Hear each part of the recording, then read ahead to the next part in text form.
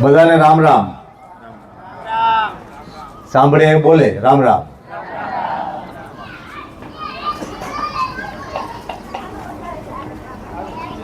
હવે તો દુનિયામાં પણ રામ રામ જ ચાલવાનું છે, એટલે આપણે શરમ સંકોચ ના કરવો બોલવામાં.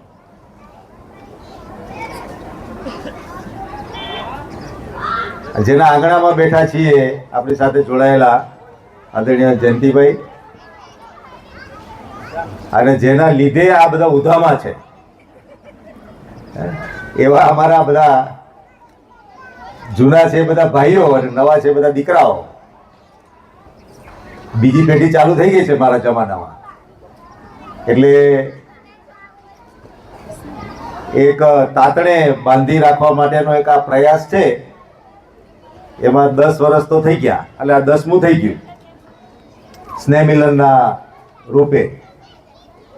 સતત પ્રયાસ ચાલે છે, અને એમાં જૂના ખૂબ જૂના થોડા રેન્જ બહારના નેટવર્ક બહારના એવા પણ બધા અમારા એસપીએન દીકરાઓને ભાઈઓને શોધીને આ બધા પ્રયત્નો મહેનત કરે છે, કમિટી મેમ્બરો બધા. અને એના સાથ સહકારમાં જોડાયેલા તમે બધા કે જે એ લોકો કામ કરવા ઈચ્છે છે સમાજ માટે અને પરિવારો માટે, એમાં તમારા સાથની ખૂબ જરૂર હોય છે. તમે લીલી ઝંડી બરાબર પકડીને ના રાખો તો એ લોકો મૂંઝાય. આમે અમારા એસપીના ભાઈઓ થોડા મોઢે મોડા, એટલે બિચારા બોલે ઓછું, પણ પાછું એટલું ખરું કે જે કરવાનું છે, કરવાનું ધાર્યું છે કરી તો નાખે જ. એવા પણ ખરા પાછા. તો તમને બધાને ખૂબ ખૂબ અભિનંદન, આશીર્વાદ કે આજે સ્નેહ મિલનના રૂપે 10મી વખત મળી રહ્યા છીએ આપણે. 10મું વર્ષ છે.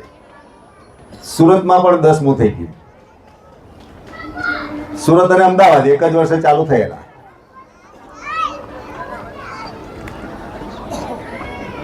આપણી એસપીની વાતો એટલે નિરાલી હોય.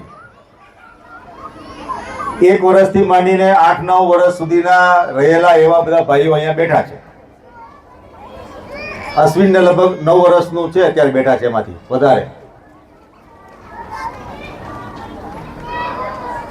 તો એક અલગ પ્રકારનું જોડાણ અને આત્મીયતા, એની લાગણી એ ત્યાં એસપીમાં રહીને બધાની જોડાતી હોય છે. બધા કામમાં છે, બધાના પરિચય બાકી રહ્યા છે. કેટલાક ચહેરાઓ મને દેખાયા એવા. તમારો હાથ પકડવા વાળા બધા ક્યાંક કામમાં રહે છે, એટલે તમારો બધાનો પરિચય રહી ગયો. ત્યાં એક બેનને મજા પડી ગઈ કે ભાઈ જયંતિભાઈ આવ્યા અને જયંતિભાઈનું સ્વાગત કર્યું, એમાં એમનું બોલવાનું એમને નહીં થયું. બહુ ખુશ થઈ ગયા એ બેન. ખાસ કેમ છૂટ્યા? બાકી પણ ઘણા છે જેના પરિચય બાકી રહ્યો એવા. પણ એક આનંદ આજે મને આવતાની સાથે એવો થયો, અને મને યાદ પણ કરાવડાવ્યા લોકોએ કે આ બાજુ કરતા આ બાજુની સંખ્યા વધારે છે. એટલે એકલા પણ કદાચ કેટલાક લોકો તમે આવેલા છો એકલા પણ. અને એનાથી સવિશેષ જયંતિભાઈ આજે મને ખાસ કીધું કે બાળકોની સંખ્યા વધારે છે. 115 બાળકો આજે આપણી વચ્ચે છે. બધાઓ મારા માટે આ મહત્વનું છે. અને જે બધા 2 બાળકો વાળા છો એ બધાને સૌથી વધારે આશીર્વાદ, તાલીઓ પાડો વધારે. 2 બાળકો વાળા હે. અને 3 વાળા કેટલા છે? 3 વાળા હાથ ઊંચો કરો. 3 વાળા છે આવેલા છે, મને કીધું. હાથ કોણ છે? હાથ ઊંચો કરો. 3 વાળા, 3 બાળકો.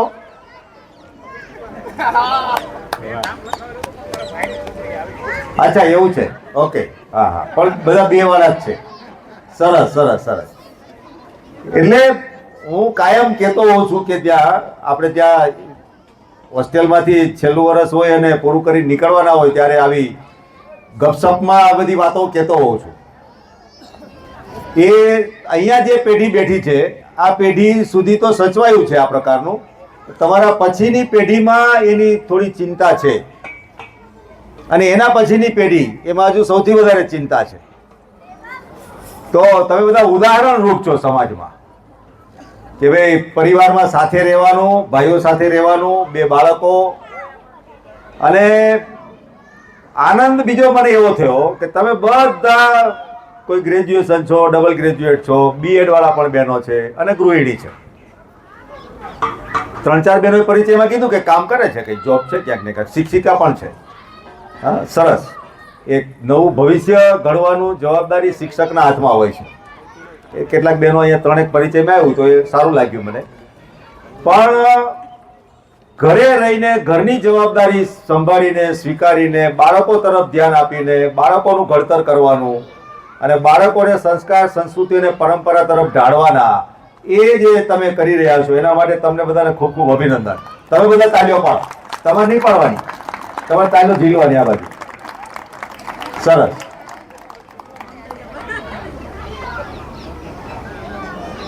તો નવનીત સાથે વાત થઈ હતી આપણા કાર્યક્રમ કરવા માટે થઈને. એના પ્રશ્નો ઘણા બધા હોય. કાર્યક્રમની શરૂઆત કંઈક આયોજન કરવાનું થાય એની પહેલા એની પાસે પ્રશ્નો હોય બધા. એ ક્યાંક રૂબરૂ આવે તો રૂબરૂ પૂછે અને કાંઈ ફોનમાં પણ કરે. આ પણ સારી વાત છે, પ્રશ્નો કરવા. હા, પૂછતા પંડિત થવાય એવું કે ને, પૂછતા નર પંડિત એવું પણ કહેવત કહેવાય છે. તો પૂછી લેવાનું. આજકાલ ભણેલા ગણેલા લોકોની એક ખામી આ પણ છે કે પૂછે નહીં, મનમાં મૂંઝાય રાખે. હા, આપણાથી પૂછાય કે ના પૂછાય એવું. એટલે જેને પૂછવાનું છે એને નક્કી કરવા દો કે એને પ્રશ્ન પૂછાય કે ના પૂછાય. તમે તો પૂછી જ લો એક વખત, તો પૂછી લેવું. કાંઈ પણ પરિવારની બાબતમાં હોય તો પણ પૂછી લેવાય, સમાજની બાબતમાં પણ પૂછી લેવાય, વ્યવસાયની બાબતમાં પૂછી લેવાય, બાળકોની બાબતમાં પૂછી લેવાય. જેને લાગે એને પૂછી લેવાનું, પણ પૂછી લેવું. મનમાં ને મનમાં પ્રશ્નને ગુંગળાવે નહીં રાખવાનો, ઘુમરાય નહીં રાખવાનો. એ ઘુમરાયેલો પ્રશ્ન કંઈક નવા સ્વરૂપે પછી અલગ રીતે બહાર આવે અને એમાં મોટે ભાગે નુકસાન હોય છે. એટલે એ 3-4 વર્ષથી એવું કહેતા હોય છે કે ભાઈ વિષય એક આપણે આપવો બધાને. તો આ વખતનો વિષય શું? હવે હું છે ને આમ ફ્રીલાન્સ પ્રકારનો માણસ છું. એટલે પત્રકારો ફ્રીલાન્સ પત્રકારિતા કરતા હોય ને એવી રીતે હું ફ્રીલાન્સ સામાજિક કામોમાં, એવા કામોમાં હું કરતો હોઉં. એટલે વિષય બંધવાનું આવે એટલે મને થોડી તકલીફ થાય. પણ તોય હવે ધીમે ધીમે હું શીખું છું. આ બધા છોકરાઓ પણ એ રીતે કામ કરતા થયા છે. નવા સમય પ્રમાણે એક વર્તુળ કંઈક બનાવવું પડે એટલા માટે થઈને તો આજના વિષયની પણ ચર્ચા થઈ અમારી બેની વચ્ચે. તો શું કરવાનું વિષય? એના મનમાં ઘણા બધા વિષયો હોય, એ હરીફરીને પાછું ક્યાંક ને ક્યાંક આપણા કેન્દ્રમાં જ આવી જતું હોય. એટલે એ રીતે થયું તો જાહેર કર્યું છે કંઈક વિષયો. અહીં લખ્યું નથી.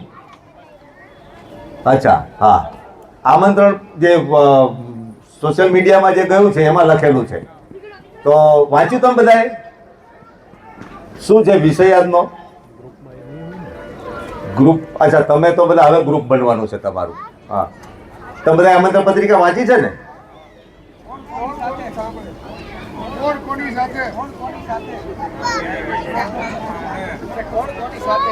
એ તો તમે બધા અરસપરસ છો જ સાથે. વિષય શું લખેલો છે આપણો? હા, કોણ કોનું સાંભળે કે કોણ કોને સાંભળે. હા, અત્યારે સમાજમાં સૌથી મોટો વિષય જે છે એ, અને આખા દેશભરમાં દરેક સમાજમાં, દરેક જ્ઞાતિમાં, કે કોણ કોનું સાંભળે. હા, બોલવાવાળા બોલ્યા રાખે છે, સાંભળવાવાળા સાંભળે રાખે છે, પણ કરવાવાળા ક્યાં? તો પ્રશ્ન આ જે છે કોણ કોનું સાંભળે એની પાછળનું તાત્પર્ય એવું છે કે સાંભળ્યા પછી એનું આચરણ કરવાનું. અત્યારે પ્રશ્ન એ આચરણનો છે.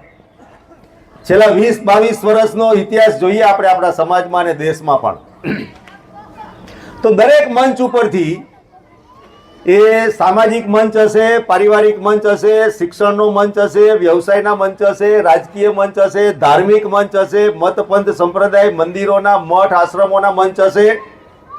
તો એ દરેક મંચ ઉપરથી દરેક વ્યક્તિના મોઢે કંઈ ને કંઈ સારી વાતો બોલાયેલી છે ને બોલાઈ પણ રહી છે.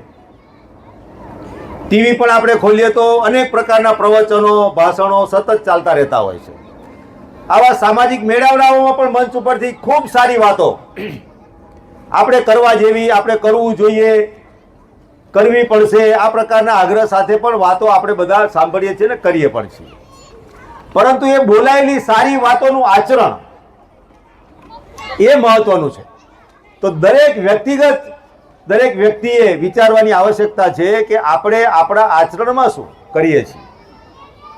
અને એસપીના પ્રાંગણમાંથી, એસપીના પ્લેટફોર્મ ઉપરથી એસપીના વિદ્યાર્થીઓ જ્યાં જ્યાં ત્યારે મોકો મળે છે ત્યારે આચરણની વાત કરે છે. એટલે હમણાં 3-4 વર્ષથી હું વ્યક્તિગત પણ પૂછું છું બધાને ને જાહેરમાં પણ પૂછું છું કે ભાઈ આપણે ત્યાં થયેલી જે વાતો હોય છે એનું તમારા પરિવારમાં કેટલું છે હમણાં. એટલે એમાં બાળકોનું પહેલું આવે, 2 બાળકો, બરાબર. તો તમે એમાં બધા પાસ થઈ ગયા છો. એમાં તમારી સંમતિ કોલર ઊંચો કરાય, વાંધો નહીં. હા, તમારી બધાની સંમતિ સાથે અને તમારે બધાના એક તમારે મનોબળ પણ હશે, માનસિકતા પણ એ પ્રકારની હશે કે આપણે એકલા નથી રહેવું. તો એના માટે આ શક્ય થયું છે. તો આચરણ એક મહત્વની વાત જે છે, મેં કીધું એમ પગલે ને પગલે આચરણ મહત્વનું છે. સારું બોલવું એના કરતાં સારું કરવું. એટલે એક ટેગલાઈન પણ મેં કહેલી છે કે સારું કરવું છે તો શરૂ કરવાની હિંમત કેળવો. મનમાં વિચાર આવ્યો કે આ કામ સારું છે ને કે એનાથી બધાને લાભ થવાનો છે, નુકસાન કોઈનું થવાનું નથી, તો એનું આચરણ પ્રથમ પુરુષ એક વચન તરીકે આપણે પોતે શરૂ કરી દઈએ. આપણે વ્યક્તિગત કરીએ, સમય જતાં પરિવારમાં કરાવડાવીએ, પછી સગાવાળાને કરાવડાવીએ, પડોશીમાં થતું હોય તો કરાવડાવીએ. તો આચરણને ઉપર સ્ટ્રેસ કરીને જે કંઈ પણ વાતો સમાજ માટે આવશ્યક છે તો એ કરવાની અનિવાર્યતા વર્તમાન સમયમાં સમાજના ભવિષ્ય માટે, સમાજની ભવિષ્યની પેઢીઓ માટે અને સારા ભવિષ્ય માટે ખૂબ જરૂરી છે. તેમાં આગળ વાત કરતા કોણ કોનું સાંભળે, તો સૌથી પહેલું તો પોતે પોતાનું સાંભળવું. કે હું શું બોલું છું, એ હું બોલું છું એ હું સાંભળું છું ખરો, તો એ અગત્યનું છે. પોતાના મનમાં આવેલા વિચારોનું પ્રગટીકરણ ક્યારે થાય છે, કેવી રીતે થાય છે, કેટલું થાય છે, આનું નિરીક્ષણ એ દરેક ઇન્ડિવિજ્યુઅલ કરવું. તો પોતે પોતાનું સાંભળવું. બીજું, પોતાને ગમતા હોય એનું સાંભળવું. પોતાને ગમતા હોય કેવા? 2 પ્રકારના ગમતા હોય. એક વૈચારિક રીતે સામ્યતા છે એટલે ગમતા હોય, વિચારોથી એક હોય એટલા માટે ગમતા કેટલાક હોય, અને કેટલાક એમને એમ ગમતા હોય. અલગ વસ્તુ છે. આ બધા એ સ્તર પાર કરી ગયા છે એટલે ચિંતા ના કરો. એમને એમ ગમતા વાળું. તો કેટલાકના કામો ગમતા હોય, હા, અને કેટલાક આપણને કોઈ ગમાડે છે પોતે, હા, એટલે પણ ગમતાની વાતો હોય કે ભાઈ મને કોક ગમાડે છે એટલે મને એ ગમે છે, મે બી. હા, તો આવા પ્રકારના ગમતાની વાતો હોય છે. તો પેલા પોતે પોતાનું સાંભળવું અને પોતાના ગમતાનું સાંભળવું, જે વૈચારિક રીતે સામ્યતા ધરાવે છે એવા ગમતા એનું સાંભળવું. પછી પોતાનાનું સાંભળવું. પોતાના કોણ? તો પોતાના પણ અલગ અલગ કેટેગરી હોય. પોતાના એટલે લોહીના સંબંધવાળા પણ હોય, સગા સંબંધીઓ પણ હોય, મિત્ર વર્તુળમાં હોય, વ્યાવસાયિક વર્તુળોમાં પણ હોય, હા, અથવા તો કેટલાક એકેડેમિક પ્રકારના લોકો જે હોય, તો એવા કેટલાક પોતાના લોકો આપણે પોતાને માનતા હોય. પોતાના જીવનમાં કેટલાકને આપણે એવું સ્થાન આપેલું હોય કે મારે કાંઈ પણ વાત કરવી હોય તો ક્યાં જઈને કરવાનું, એક એવો ઓટલો કયો કે જ્યાં જઈને હું બધું બોલી શકું. તો એવા પોતાના હોય, એવા પોતાનાનું સાંભળવું. અને સાંભળવા સાથે દરેક વખત એવું મનમાં લાવવું કે એનું આચરણ કરવાનું. આ જરૂરી છે. અને આની સાથે સાથે ઉદાહરણરૂપ કામ કરવા માટેની એક પ્રેરણા એ આપણને ક્યાંથી મળી શકે એમ છે? કોણ છે એવી વ્યક્તિ કે સમાજમાં સતત આ પ્રકારના કામોમાં ફરતી હોય છે, કરતા હોય છે, એવા ઉદાહરણ પ્રસ્તુત કરતા હોય છે, એવી જગ્યાઓ બનતી હોય છે, હા, એમનું સાંભળવું. તો કોણ કોનું સાંભળે? ઘરમાં દીકરો બાપનું સાંભળે, દીકરી મા બાપનું સાંભળે, હા, ભાઈ બહેનનું સાંભળે, બેન ભાઈનું સાંભળે, ઘરના વડીલો હશે તો ઘરના વડીલોનું, ઘરના નાનેરાઓ જે હોય ઉંમર પ્રમાણેના કે સંબંધો પ્રમાણેના, એ એનું સાંભળે. સગાવાલા અરસપરસનું સાંભળે. હા, વેવાઈ વેલા હોય અરસપરસનું સાંભળે. તો આ બધું જે છે એ સાંભળવાનું. અને કેવું સાંભળવાનું કે જે આપણે આ આટાપાટાની આટી ઘૂંટીના જમાનાની અંદર ઘણું બધું ભૂલી ગયા છીએ, એવું જે કામ કરે છે એ વાતો સાંભળવી. આજે સૌથી મોટી સમસ્યા ઘરની અંદર વડીલોના બોલવાની છે. આપણા ઘરના વડીલો છૂટા મનથી, ખુલ્લા મનથી એના મનમાં જે વિષય છે આપણા ઘરના સારા માટે થઈને, એ આપણને ખુલ્લા મનથી વગર આપણા પૂછીએ આપણા વડીલો બોલી શકે છે આપણા ઘરમાં. એ હોય તો સારામાં સારી વાત છે, ના હોય તો થવું જોઈએ. ફળિયું અને ઓસરી છોડીને આવેલા વડીલો સૌથી વધારે મૂંઝાય છે.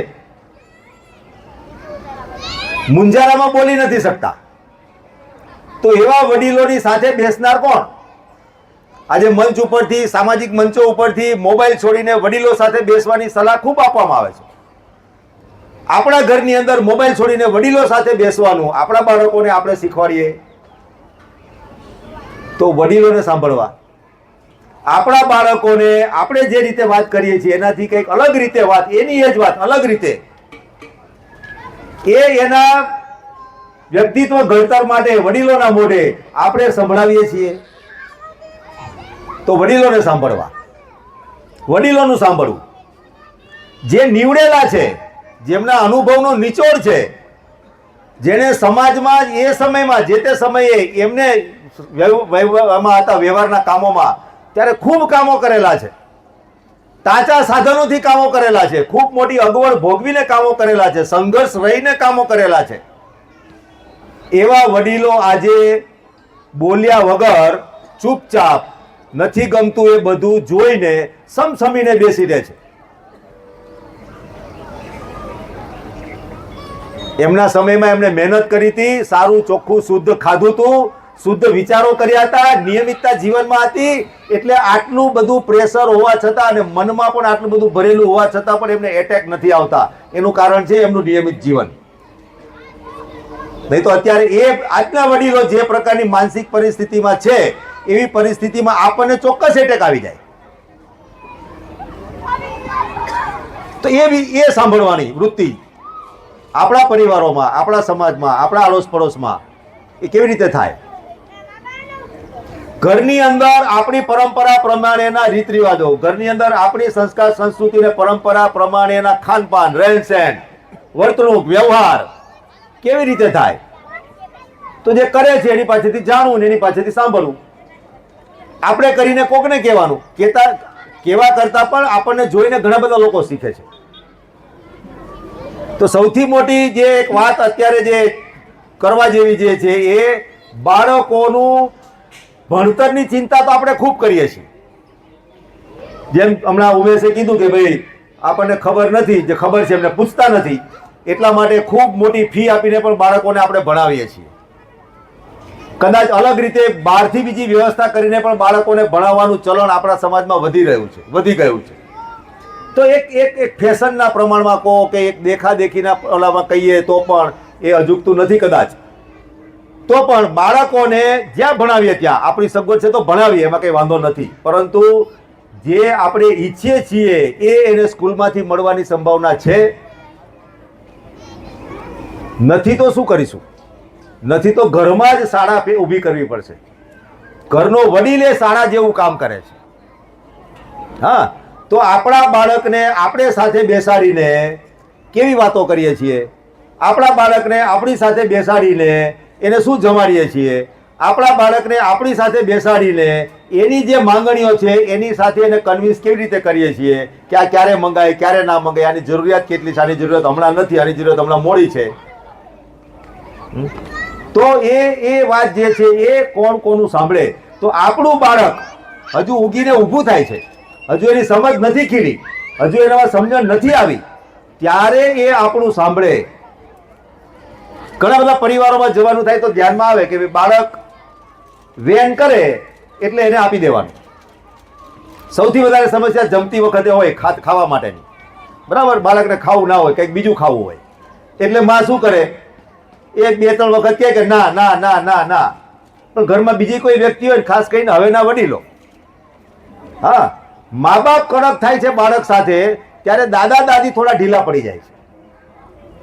એ કેમ પડે છે એ સંશોધનનો વિષય અલગ રીતે કરવાનો છે. એમની પણ ઈચ્છા નથી કે બાળકની જીદ પૂરી કરવી. આપણા મા બાપની ઈચ્છા નથી કે આપણા બાળકની જીદ પૂરી કરો તમે, હા, પણ એ બોલી નથી શકતા. હા, એને જરાક અમથી વાલ ભરી ટપલી મારવાનું આપણા મા બાપની ઈચ્છા થાય છે આપણા જ બાળકોને ટપલી મારવાનું, પણ એ નથી મારી શકતા. કેમ? તો કે આપણે અલગ રીતે બાળક સાથે પ્રસ્તુત થઈએ છીએ. હા, તો બાળકની સાથે બેસીને, બાળકની સાથે આપણી વાતો કરીને, આપણી વાતો એટલે આપણા ઘરની, આપણા પરિવારની, આપણા બાપ દાદાઓની, હા, આપણા વ્યવહારોની, આપણા સગા સંબંધીઓની, આપણા સંબંધોમાં જે કંઈ પણ સારા સારા પાત્રો થઈ ગયા હોય એની વાતો કરવાની, આપણા સાહિત્યની વાતો કરવાની, આપણા લોકગીતોની વાતો કરવાની, આપણા ઇતિહાસની વાતો કરવાની. આ વાતો બાળકો સાથે કરતા કરતા કરતા કરતા એ બાળકના ભણતરની જેટલી ચિંતા આપણે કરી છે આર્થિક રીતની, એવી એના ઘડતરની ચિંતા કરવાની. બાળકોનું ઘડતર સ્કૂલમાં થતું હશે એટલું થશે. આજકાલના સેલ્ફ ફાઇનાન્સના જમાનામાં ઘડતર સ્કૂલોમાં થતું નથી, પ્રમાણમાં ખૂબ ઓછું થાય છે, જે ગણતરીમાં કદાચ ના લેવાય. તો ઘડતરની ચિંતા તો આપણે ઘરમાં જ કરવી પડશે અને વડીલોને સાથે લઈને જ કરવી પડશે. અને ભણતરની સાથે ઘડતરની ચિંતા થશે ત્યારે બાળકનું ગણતર પણ થશે. ભણેલા ને ગણેલા આપણે કહીએ છીએ ને, એ ગણવાનું કામ, ત્યાં દાખલા ગણવાનું કામ તો સ્કૂલમાં કરાવશે, પરંતુ સંસ્કાર ગણવાનું કામ એ સ્કૂલોમાં નહીં કરાવે આજકાલની સ્કૂલોમાં. તો એ પણ આપણે ફરી પાછું ઘરમાં જ કરવું પડશે. તો ભણતર, ગણતર અને ઘડતર, એમાં સ્કૂલને જવાબદારી સોંપી દેવાથી નહીં થાય, કોન્ટ્રાક્ટ આપી દેવાથી નહીં થાય. મોટી ફી ભરીને આપણે છૂટા, એ છૂટા નહીં થવાય. આપણું બાળક છે, એ બાળકનું ઘડતર અને ગણતર એ આપણે જ કરવાનું છે અને આપણે જ કરવું પડશે. કોઈને બાળકને સાચવવા માટે આપવાથી પણ નહીં થાય. એક આનંદની વાત છે કે તમે બધા ઘરે રહીને કામ કરો છો. 2-3 બહેનો વર્ક ફ્રોમ હોમ પણ કરે છે, પણ તમે બધા જ ઘરે છો, એટલે બાળકો તમારી સામે રહે છે. તો આટલું કરીશું ચિંતાપૂર્વક. આપણે યાદ કરીએ કે આપણા મા બાપે આપણને કેવી રીતે રાખ્યા. આપણા કાકા કાકી, આપણા દાદા દાદી, આપણા નાના નાની, આપણા મામા મામી, આપણા ફોઈ ફુવા, જે કે પણ વડીલો આપણા જે છે, આપણને કઈ રીતે રાખ્યા. બધાએ આપણને ગમે એવી રીતે નહીં રાખ્યા હોય. ઘણા બધા પાત્રો આપણને નહીં ગમતા હોય, પરંતુ આ સંબંધોમાં કેટલાક પાત્રો એવા હશે કે જેણે આપણા ઘડતર અને ગણતરમાં ભૂમિકા ભજવી છે. એ યાદ કરીએ આપણે. આપણી માં કે આપણા બાપુજી, મા બાપ, એ આપણને કેવી રીતે ખીજાતા હતા, કેવી રીતે સમજાવતા હતા, કેવી રીતે આંખથી શીખવાડી દેતા હતા, આંખથી સમજાવી દેતા હતા, ઈશારા સમજતા હતા આપણને. એને શાનમાં સમજાવ્યું કહેવાય. હા, તમે બેઠા છે બધા શાનમાં સમજી જતા હતા એ વખતે. અત્યારે તમારું બાળક શાનમાં સમજે છે? તો બે વાતો. એક તો આપણને શાનમાં સમજાવતા નથી આવડતું, આની સંભાવના વધારે છે, કેમ કે બાળકને શરૂઆતથી જે ગળથુથીથી જે એની સાથે આપણે જે પ્રકારે એની પ્રસ્તુતિ એની સામે મૂકી છે, એમાં સમજણ ખીલવાના ચાન્સ બહુ ઓછા છે અથવા તો નથી. તો બાળક શાનમાં સમજવાનું, બાળકની જીદ ક્યારે પૂરી કરવાની. હા, અહીંયા પણ આજે સરસ મેનુ હશે આ લોકોનું, કેમ કે એકદમ હાથવગું, સરળ, ઉપલબ્ધ અને સંસાધનો પણ આપણી પાસે એટલા છે કે બધું સારું સારું કરીએ આપણે. સ્વાભાવિક છે, કરવું જ જોઈએ. વ્યવસ્થા વધે, બાકી બધું થવું જ જોઈએ. પણ યાદ કરો કે ઘરમાં સાંભળ્યું કે કોઈ મહેમાન આવવાના છે, અને મહેમાન આવવાના છે એવું સાંભળતા તમારા બધાના મનમાં કેવો આનંદ થતો હતો. ઘરે હતા, સ્કૂલ ટાઈમ યાદ કરો, પ્રાથમિક શાળા. હા, અને ઘણા બધા તેવું હતું કે આહા, લાડવા બનવાના છે, લાપસી બનવાની છે. હા, લાડવા ને લાપસી. તો એ લાડવા ને લાપસી આપણા ઘરમાં બનવાના છે અને એ આપણે ખાવાના છીએ. એનો આનંદ કેવો આનંદ હતો. મહેમાનોને પીરસવાનો પણ એક આનંદ હતો. આપણે હોશે હોશે પીરસતા, મહેમાનને જમાડી લેતા. હા, આપણે જે આનંદની અનુભૂતિ કરી છે, સામાન્ય ડુંગળીના ભજીયા, બટાકાની ચિપ્સના ભજીયા, કાચા મરચાના ભજીયા, આ બધું બનતું ઘરમાં. અને કેટલાક ઘરમાં ક્યારેક એ પેલા બટાકા વડાનો માવો બનાવીને બટાકા વડા પણ બનતા. તો એનો આનંદ આપણને હતો. વાત સાંભળીને જે આનંદમાં ઉર્મિઓ જાગતી હતી આનંદની, અને ખાતા ખાતા વિશેષ આનંદ જે પ્રકારનો થતો હતો એ આનંદ આપણા બાળકોને આવું કંઈ સાંભળીને થાય છે? આપણે જે આનંદની અનુભૂતિ કરી છે એ આનંદની અનુભૂતિ આપણું બાળક કરી રહ્યું છે આજે? આપણા બાળકને આનંદની અનુભૂતિનો અનુભવ જ નથી થતો. અથવા તો તમે વિચાર કરો, ચાલો, કે તમારા બાળકને શેનાથી આનંદ આવે છે? કેટલા મા બાપને ખબર છે કે મારું બાળક આનાથી હંમેશા આનંદ આવે અથવા તો ખુશ થાય? કેટલા લોકોને ખબર છે? 2, 3, 4 લોકો. કેમ કે એમાં આપણો વાંક નથી. આપણી આજુબાજુનો પરિવેશ, આપણી આજુબાજુના સંસાધનો, આપણી આજુબાજુની વ્યવસ્થા, આપણે એ વ્યવસ્થામાં ઢળી ગયા છીએ અને બાળક માગે એ પહેલા આપણે એની સામે ઊભું કરી દઈએ છીએ. એટલે બાળકને મળ્યાનો જે આનંદ થવો જોઈએ એ આનંદ થતો નથી. બાળકને વેકેશન પછી એને નવો કંપાસ જોઈએ, દર વર્ષે નવો કંપાસ જોઈએ. પેલા આગલા વર્ષનો સારો હોય તો પણ સ્કૂલ બેગ નવી જોઈએ, આગલા વર્ષની સારી હોય તો પણ એ બેગ લીધાનો આનંદ નથી આવતો.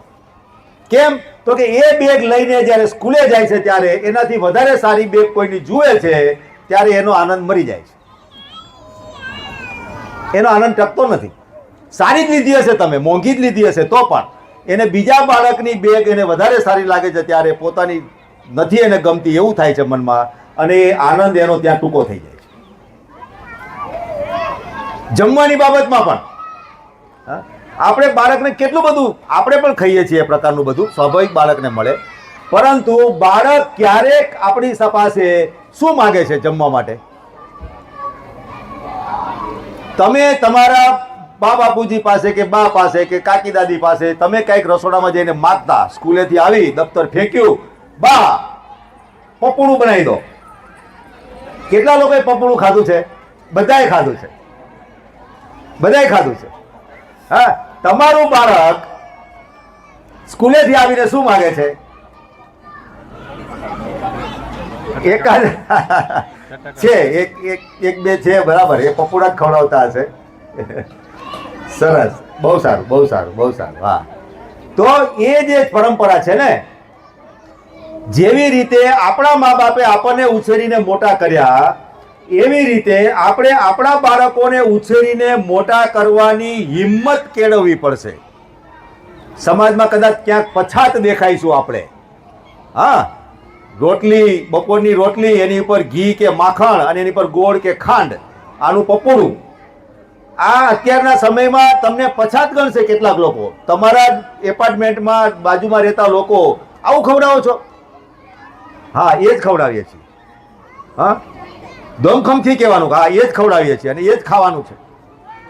હા, એનાથી શું થાય એ પછી ક્યારેક ગપ્પા મારવા બેઠા હોય ત્યારે સંભળાવવાનું કે આ મારો છોકરો કે મારી દીકરી આ પપોડું આવીને રોજ ખાય છે. નીચે બાળકો રમવા માટે ભેગા થતા હોય વીકેન્ડમાં ત્યારે તમારું બાળકનું જોશ અને એના બાળકનું જોમ ને જોશ એ ખબર પડી જાય. તો માને તરત આ દેખાય અને ત્યારે આપણે એને ટકોરો મારી લેવાનો, જો આ મારું પપોડું. હા, તો એ માં જે છે ફ્રેન્કી ખવડાવતી હશે, એ માં એ પપોડું ખવડાવતી થઈ જશે. અને આપણને આપણી દેશી પદ્ધતિમાંથી કેવી રીતે વાળ્યા આ પણ સમજવાની જરૂર છે. આપણે દેશી પપોડામાંથી ફ્રેન્કી તરફ જતા રહ્યા, આપણને ખબર ના રહી. હા, મેકડોનાલ્ડ, પોપટોપ, હા, પછી અલગ 50 જાતના પીઝાઓના પાટિયા બજારમાં નીકળે તો જોવા માટે મળે. હા, એટલી બધી જાહેરાત ટીવીમાં, તુલસીની સિરિયલ જોતા જોતા એટલી બધી જાહેરાતો આપણે બધાએ જોઈ કે આપણે પપોડું ભૂલી ગયા, ફ્રેન્કીમાં જતા રહ્યા. તો આ માર્કેટિંગ ફંડા જે છે, માર્કેટિંગ ફંડાને પણ સમજવો પડે આપણને. આપણા ખિસ્સામાંથી બેલેન્સ ઓછું કરાવવા માટે, આપણી જૂની સંસ્કૃતિને ભૂલાવી જવા માટે, જેનાથી તમારું પોત મજબૂત થવાનું છે, તમારું શરીર મજબૂત થવાનું છે. શરીર મજબૂત થશે, તમારા વિચારો મજબૂત થવાના છે. શરીરને વિચારોની મજબૂતાઈના કારણે તમારા કાર્યો મજબૂત થવાના છે. એનાથી તમારો પરિવાર આગળ વધવાનો છે, એનાથી તમારો સમાજ આગળ વધવાનો છે, એનાથી તમારો દેશ આગળ વધવાનો છે. એને બ્રેક મારવા માટેના જે લોકો કામો દુનિયાભરમાં કરી રહ્યા છે, આ એના ઉદામાં છે આ બધા લોકોના, કે તમને તમારા મૂળ રસ્તા ઉપરથી કેવી રીતે હટાવવા. આપણને ખબર નથી પડતી કે કેવી રીતે ક્યાં જતા રહીએ છીએ. એક ઉદાહરણ આપું છું બહેનોને. હમણાં કોરોના પછી ખાસ ઉનાળામાં સ્વાભાવિક ગરમી પણ વધી છે ગ્લોબલ વોર્મિંગના કારણે. એટલે બહેનો જ્યારે ટુ વ્હીલર લઈને બહાર નીકળે છે ત્યારે એ માથે બુકાની બાંધે છે. હા, તો બુકાની શેની બાંધો છો? બુકાની શેની બાંધો છો? દુપટ્ટાની. હા, પછી તૈયાર દુપટ્ટાઓ પણ આવવા માંડ્યા છે બજારમાં. તમારો જે અસલ જે તમારો દુપટ્ટો છે એને તો માથે આમ ઢાંકવો પડે, પછી એક પાછળ ગાંઠ મારવી પડે, પછી નીચેથી લઈને આમ પાછી બીજી ગાંઠ મારવી પડે. એમાં સમય જાય, ખબર છે બધાને, બરાબર? પરંતુ એમાં મહેનત ના પડે એવું તમને બધાને આપી દીધું છે. બધા જોડે કેટલા લોકો પાસે છે? એ શું છે ખબર છે તમને? એ શું છે તમને કોઈને ખબર છે? એ હિજાબ છે. હિજાબ છે, હિજાબ. આપણને હિજાબ બાંધતા કરી દીધા છે. ગરમી લાગે બરાબર છે, પરંતુ આપણા મનમાં વિચાર નથી આવતો કે આ તૈયાર તો મળી ગયું, આ બે ગાંઠો મારવાની થઈ ગઈ, પેલું ફેશનેબલ સરસ મજાનું મળે ડિઝાઇન વાળું, લાગે પણ સારું. હા, અને શરીર ઉપર આમ આખું બધું ઢંકાઈ જાય, હાથ બાથ બધું. આપણને હિજાબ બાંધતા પહેરતા કરી દીધા છે. આપણા મનમાં જાણીએ અજાણીએ એક સોફ્ટ કોર્નર હિજાબ માટે થઈને એક સોફ્ટ કોર્નર આપણા મનની અંદર એ મૂકી દીધો છે. તો ક્યાંક કોઈ રાજ્યોમાં કે કોઈ સ્કૂલોમાં, કોઈ કોલેજમાં ત્યાંનું પ્રશાસન, ત્યાંનું મેનેજમેન્ટ એમ કે ભાઈ હિજાબ પહેરીને નહીં આવવાનું. વિરોધ થાય છે. હિજાબ પહેરવાનું જ્યાં પરંપરા છે એ તો વિરોધ કરે જ કરે.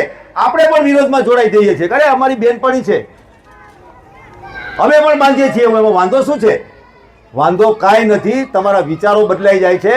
તમે ક્યારે દિશા બદલી નાખો છો એની ખબર નથી પડતી. તો આ પણ સમજવું કે આપણને ક્યાંથી ક્યાં લઈ જાય છે. 2-1 વર્ષથી સોશિયલ મીડિયામાં બહેનો દ્વારા જ રીલ્સ બનાવવામાં આવે છે. બહુ સારી વાત છે, આપણને ગમી. પાઘડી બાંધવાની, બહેનો બુકાની બાંધે, પાઘડી બાંધે, અને આપણી રાજપૂતી પરંપરા પ્રમાણેની પાઘડી બાંધીને મોઢું ઢાંકી દે. આ શીખવાડતી બહેનો સોશિયલ મીડિયામાં આવે છે. તો આપણે એ કરી શકીએ? આપણી સંસ્કૃતિ નથી, આપણા પરંપરામાં જે વાત નથી, અથવા તો આપણી પરંપરાને ક્યાંક દૂષિત કરવા માટેનું જે સાધન છે આપણા ઘરમાં આવે કેવી રીતે? આપણા શરીર ઉપર એનો સ્પર્શ થાય કેવી રીતે? આનો વિચાર કરવો. તો આવું જે બોલતા હોય એનું સાંભળવું. હું ઘણા વર્ષોથી કહું છું કે સાડીથી શોર્ટમાં આપણે બધા જતા રહ્યા. આપણી બહેનો, ખબર પડી તમને કે સાડીથી શોર્ટમાં કેવી રીતે આવ્યા? 50 વર્ષ લાગ્યા છે આ લોકોને, 60 વર્ષ. હા, બોલિવૂડથી ચાલુ કરો તમે. બોલિવૂડની ફિલ્મોમાં તમે જ્યારથી ફિલ્મ જોવાનું ચાલુ કર્યો છે ત્યારથી તમે એ ફિલ્મોને ફ્લેશબેકમાં જાઓ. તમે પહેલી ફિલ્મ કઈ જોઈ, પછી તમે થોડા મોટા થયા, સમજણા થયા, કોલેજમાં આવ્યા, બાકી થયું. હા, જોતા જાઓ ફિલ્મો, ધ્યાનમાં આવશે તમને. હા, તમારી સામે પ્રેઝન્ટેશન કરવામાં આવ્યું. અને સાડી એ અગવડ છે. સાડીથી સ્ત્રીની સ્વતંત્રતા એ નથી રહેતી. આવા પ્રકારની વાતો થવા માંડી. સાડી એ મોંઘી વાત છે, સાડીમાં ખૂબ કપડાનો બગાડ પણ થાય છે, આવી વાતો પણ ક્યાંક ક્યાંક બોલાવવા માંડી. સાડીથી, અને આપણે ત્યાં તો એક સમય એવો હતો કે લાજ પણ કાઢતા હતા, બરાબર? તો આ સ્ત્રી સ્વતંત્રતા માટે આઘાત સ્વરૂપ છે આ સાડી. આવા પ્રકારની વાતો ભણેલા ગણેલા બૌદ્ધિકોમાં, કોમ્યુનિસ્ટ વિચારધારાના જે બૌદ્ધિકો આપણા દેશમાં જે છે એમના દ્વારા વારંવાર બોલવામાં આવી અને બોલિવૂડની ફિલ્મોમાં એને પ્રસ્તુત કરવામાં આવ્યું. પિક્ચરની અંદર પીડાતી બેન જે હોય, જેને એની પર ખૂબ અત્યાચાર થતો હોય પરિવારના લોકો દ્વારા, એનું શારીરિક શોષણ થતું હોય, એની પાસે ખૂબ કામ કરાવતા હોય, એ સ્ત્રી હંમેશા સાડીમાં બતાવવામાં આવી. અને જેની પર સ્ત્રી જ અત્યાચાર કરે છે એ સ્ત્રીને ડ્રેસમાં બતાવવામાં આવી. આ ડ્રેસની શરૂઆત ક્યાંથી થઈ?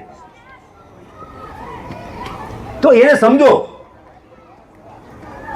આપણને દીપિકા પાદુકોણ કે આ બધાના ડ્રેસિંગ આપણને ગમે, તમારા સમયની જે હિરોઈન હશે એ, આ લોકોને જે ગમતી હશે એ કરીને, બરાબર, ડ્રેસિંગ ગમે, બધાને ગમે, પણ દરેકની એક મર્યાદા ને વિવેક છે. તો આપણા બાળકોને આપણે ડ્રેસિંગ સેન્સ આપી શકીએ કે કયા પ્રસંગમાં ક્યાં જઈએ છીએ તો કેવું કપડાં પહેરવાના. આપણે વર્ષોથી આપણે કહી દઈએ આપણા નામથી જે કંઈ પણ પ્રસંગો થતા હોય એમાં સાડી પહેરીને આવવાનું. મને આનંદ થયો તમે બધા સાડી પહેરીને આવો છો, બરાબર. તો એ અને હું એટલા માટે કહું છું કે તમે સાડી પહેરીને તમારી જાતને અરીસા સામે મૂકો અને વિચારો. તમે એક આખો દિવસ એવો કાઢો કે તમારી પાસે જેટલા પણ ડ્રેસ હોય ને બદલો, વારાફરતી બદલો,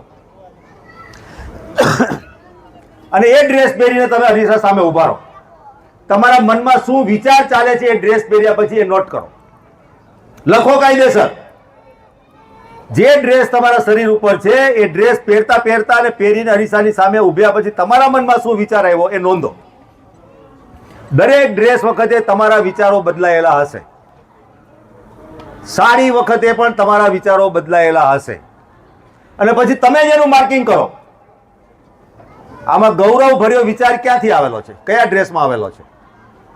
સારા વિચારો તમારા મનમાં પ્રગટ્યા એ કયો ડ્રેસ પહેરતી વખતે પ્રગટ્યા? અને ગૌરવ સાથે, ગેરંટી સાથે હું કહું છું કે સાડી પહેરતી વખતે તમારા મનમાં જે પવિત્રતાના ભાવ આવ્યા હશે એ બીજા ડ્રેસમાં કદાચ નહીં આવ્યા હોય અથવા તો ઓછા આવ્યા હશે. તો સમાજમાં આપણે કેટલીક બદીઓ જોઈ રહ્યા છીએ અત્યારે વર્તમાન સમયમાં. હા, તો એની શરૂઆત આપણા ઘરમાંથી જ એ બદીઓ કાઢવાની કરવી પડે. આપણા દીકરાની સામે આપણી દીકરી કે આપણી બેન કે આપણે પોતે માં તરીકે કે દાદી તરીકે કે કાકી માસી ફોઈ તરીકે આપણા દીકરાની સામે કેવી રીતે પ્રસ્તુત થઈએ છીએ આપણે, આપણા દીકરાની સામે કેવી રીતે વાતો કરીએ છીએ આપણે, આપણા દીકરાને ઘરનો ઉમરો ઓળંગીને બહાર નીકળે છે ત્યારે આપણે એને કેવી રીતે રહેવું એની શિખામણ આપીએ છીએ. તો દીકરાની આંખોમાં જો પવિત્રતા ભરીશું, આપણે દીકરાના વિચારોમાં પવિત્રતા આપણે મૂકીશું તો સમાજની બહાર કોઈ ખરાબ કામ જે છે એ થવાની સંભાવનાઓ ધીમે ઓછી થઈને મટી જશે. દરેક દીકરાના મનમાં, વિચારમાં અને એની આંખોમાં પવિત્રતા ભરવાની છે. એ માં કરી શકે, માએ જ કરવાનું કામ છે. બાપ એને પોષણ આપે છે. તો આ જે વાતો જે છે કરવાની, કે આપણા વિચારોને બદલવાનું જે કામ જે લોકો દ્વારા ચાલી રહ્યું છે એને હું બ્રેકિંગ ઇન્ડિયા બ્રિગેડ કહું છું.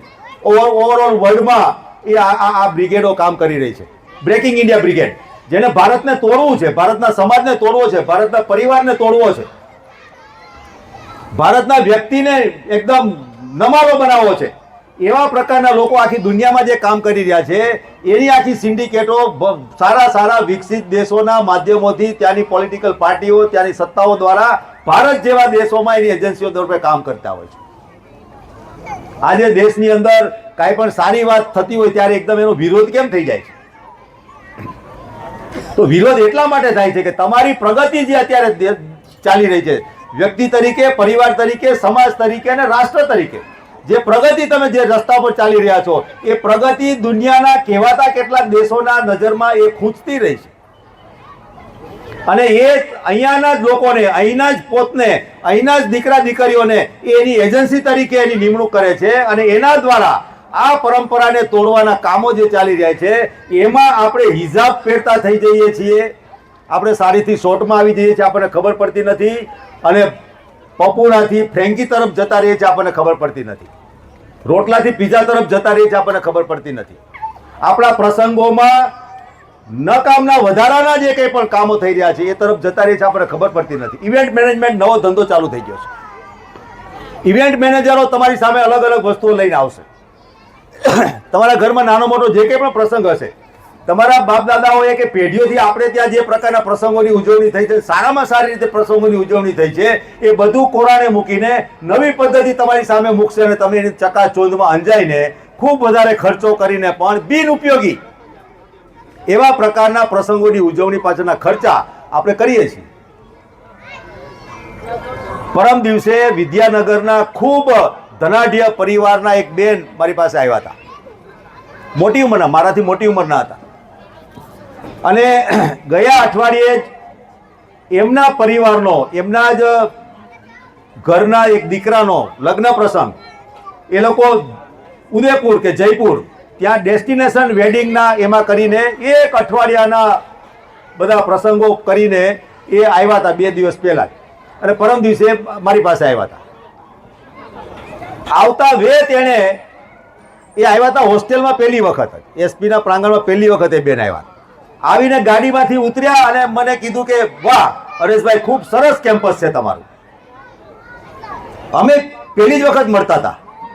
આ મજાની વાત છે. જુઓ તમે, વિચારોની સામ્યતા હોય તો શું થાય. એ બેનને હું પણ પહેલી જ વખત મળતા હતા. ફોન ઉપર અનેક વખત વાતો થઈ છે. કેમ્પસમાં આવીને પહેલું એના મોઢાથી વાક્ય નીકળ્યું કે ખૂબ સરસ કેમ્પસ છે, મને ગમ્યું. પછી બેઠા ઓફિસમાં વાતો કરી અને એમને કીધું કે મને કીધું કે લગ્નમાં છીએ અમે, પછી આવીશ એમ કરીને. એટલે એમને પછી મેં પૂછ્યું લગ્ન પ્રસંગ કેવો, સારો સરસ બધાનો પતી ગયો, મજા આવી બધાને હશે? તો કે પ્રસંગ તો ખૂબ બધો કર્યો, બધા લોકોએ ખૂબ મજા કરી, ખૂબ લોકો આવ્યા હતા બધા. પણ હરેશભાઈ એનો મતલબ શું?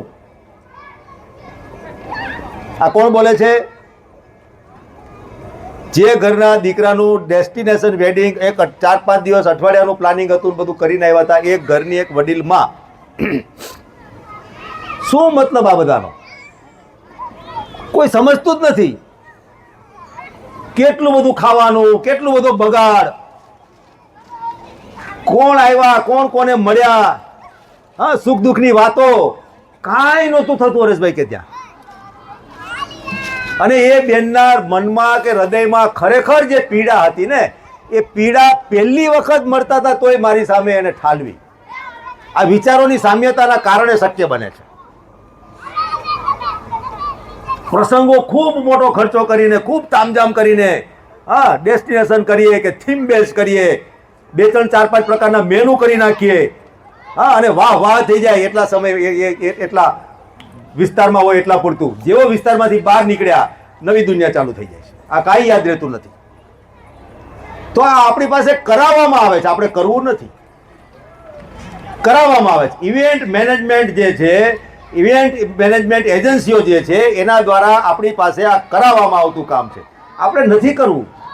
નથી કરવું તો હિંમત કરીએ આપણે કે મારા ઘરના પ્રસંગો મારી મર્યાદા પ્રમાણે, અમારા પરિવારના વિવેક પ્રમાણે, અમારા સંસાધનોના સંપૂર્ણ ઉપયોગ સાથે અમે કરીશું. કરી શકીએ આપણે? આ વિચાર કરવાનો.